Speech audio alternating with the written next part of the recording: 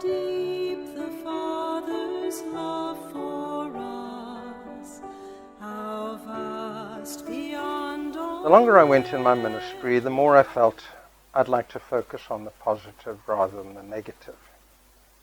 I have a pastor friend, someone said to him, "You make us want to be righteous." And I can't think of many things I'd rather have someone say to me. But this is Lent, and Lent is a time of self-examination. And so today I'm going to spend actually 2 meditations on the subject of Herod's sins. So Jesus is brought before Herod. Now, a little background, because some people get confused about which Herod is which. This is Herod Antipas.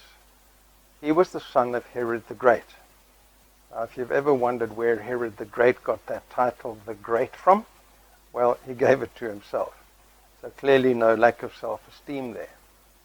But actually Herod the Great suffered from terrible paranoia. If he thought anyone was even vaguely threatening his position, he just got rid of them.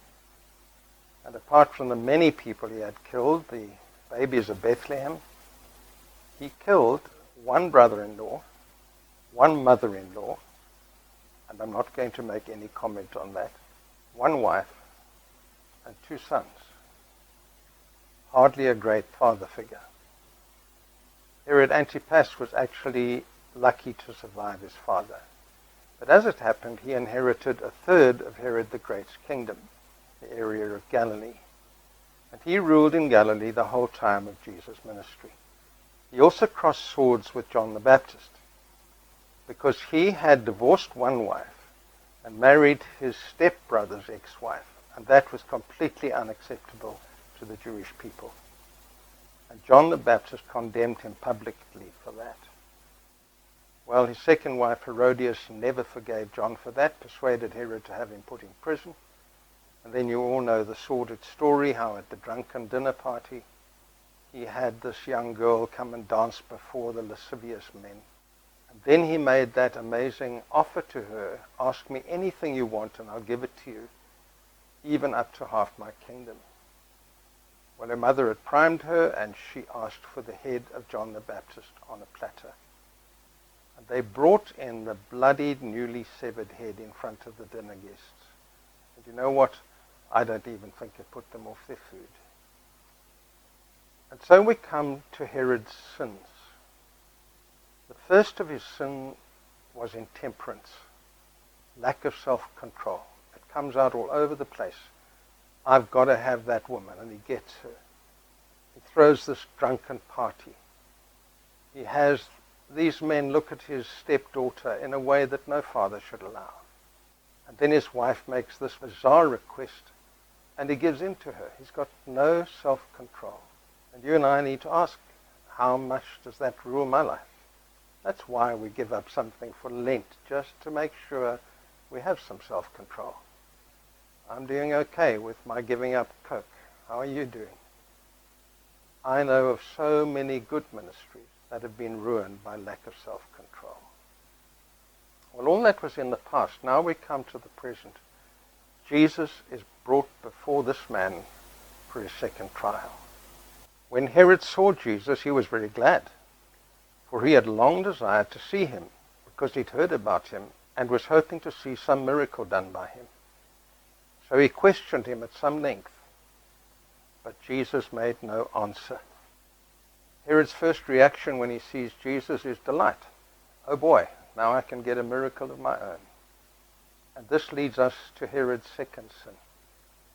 It's the sin of using the things of God for what you can get out of it.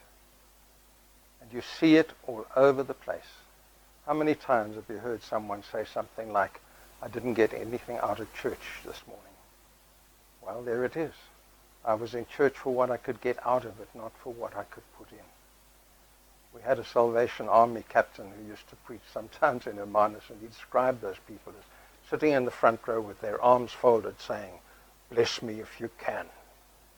I had a friend recently send me a WhatsApp about church in the lockdown period, and she said, the wonderful thing about online church is you can watch lying on your couch, you can go and refill your coffee cup when you like, and you can mute the pastor.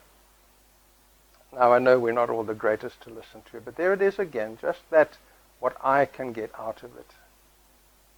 When I was fairly early in the ministry, I went to a conference by a man called Dallas Willard, came out from America. Wonderful, even then, old man. And then it happened that I was sitting at a table with some other pastors and with Dallas Willard. And one of the pastors, in passing, kind of said, you know, sometimes I think I like people to come to me for counseling because it kind of makes me feel good. And I was almost shocked by Dallas Willard's response. He put down his knife and fork and he looked directly at the man and he said, be very careful you're not in the ministry for what you can get out of it, because God will take it away from you. I was quite shocked, but there it was. Be very careful that we're not using the things of God for what we can get out of them. I want to end by showing you a little clip of Dallas Willard preaching, just so you can get a little glimpse of this gracious man. He married at 20. He stayed married to the same woman till he died 58 years later. Now there's the benefit of a life of temperance. He died 7 years ago at the age of 78. Just watch him. Clearly a man who's got on top of the issues of temperance and of not being in God's work for what he can get out of it. Would you agree with me that Jesus knows what he's talking about? Right? So when he speaks, we say yes.